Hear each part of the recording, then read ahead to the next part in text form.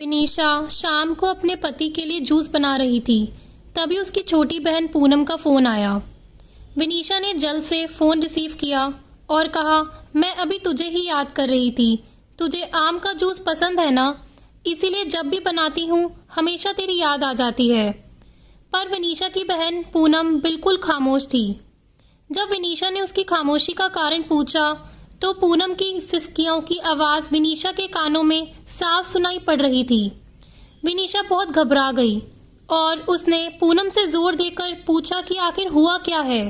तब पूनम ने डरते डरते बताना शुरू किया कि अभी मेरे मोबाइल पर किसी अनजान व्यक्ति का फ़ोन आया था और वह मुझे कह रहा था कि वह मुझे जानता है और उसके पास मेरी कुछ फ़ोटोज़ हैं और अगर मैंने उसकी बातें और शर्तें नहीं मानी तो वह फ़ोटोज़ इंटरनेट पर डाल देगा। तभी विनीशा ने पूनम से कहा, पूनम ऐसे ही कोई गलत नंबर होगा, कोई सिरफिरा ऐसे ही तेरे मज़े ले रहा होगा, तू डर मत, कुछ नहीं होगा ऐसा वैसा।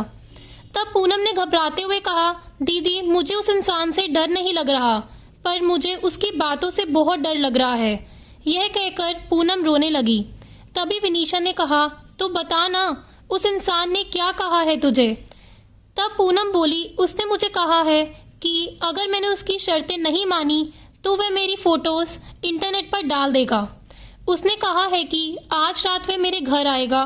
और इतना कहते ही पूनम ज़ोर ज़ोर से रोने लगी और रोते रोते बोली, दीदी मुझे उसकी बातें सुनकर घिन आ रही है।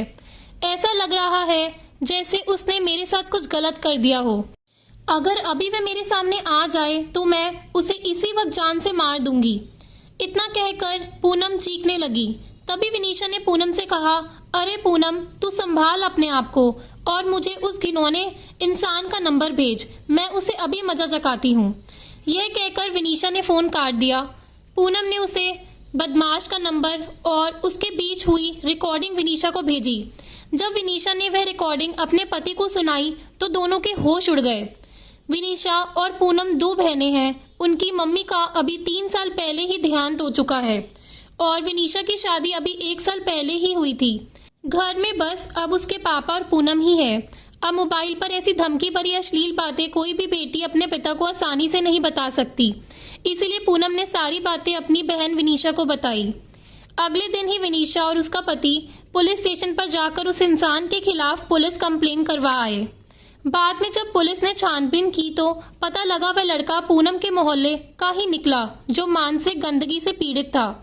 उसकी सोच और उसके विचार हर एक लड़की के प्रति घिनौनी नजर रखते थे। उसे पता था कि पूनम की मम्मी का देहांत हो चुका है और वह दिन भर घर पर अकेली रहती है और वह इसका फायदा उठा सकता है। और वह लड़का अपनी बुरी नजरों और घटिया बातों से पूनम की आत्मा के साथ खिलवाड़ कर रहा था। पर बाद में जब उसे पुलिस ने पकड़ लिया तो उसे जेल की सलाखों के पीछे जाना पड़ा। आज भी हमारे समाज में उस जैसे मानसिक रोगी बैठे हैं जो हजारों लड़कियों की आत्मा के साथ खिलवाड़ कर रहे हैं। इनमें से कुछ लड़कियां तो मजबूत होती हैं जो ऐसे रोगियों को अच्छा सबक सिखाती हैं और कुछ लड़कियां उनसे डर जाती हैं और उनकी मांगों को पूरा करते करते उनकी घिनौनी नजरों का शिकार बनती हैं। पर आज समय आ गया है कि ऐसे मानसिक रोगियों को हम लड़कियां ही सबक सिखा सकती हैं। इसीलिए लड़कियों को उनसे डरने की बजाय उनका डटकर सामना करना चाहिए। अगर आपको हमारी हिंदी कहानियाँ पसंद आए तो ज़रूर कमेंट सेक्शन में बताइए और आगे और ऐसी कहानियाँ सुनने के लिए चैनल को सब्सक्राइब करिए। धन्यवाद।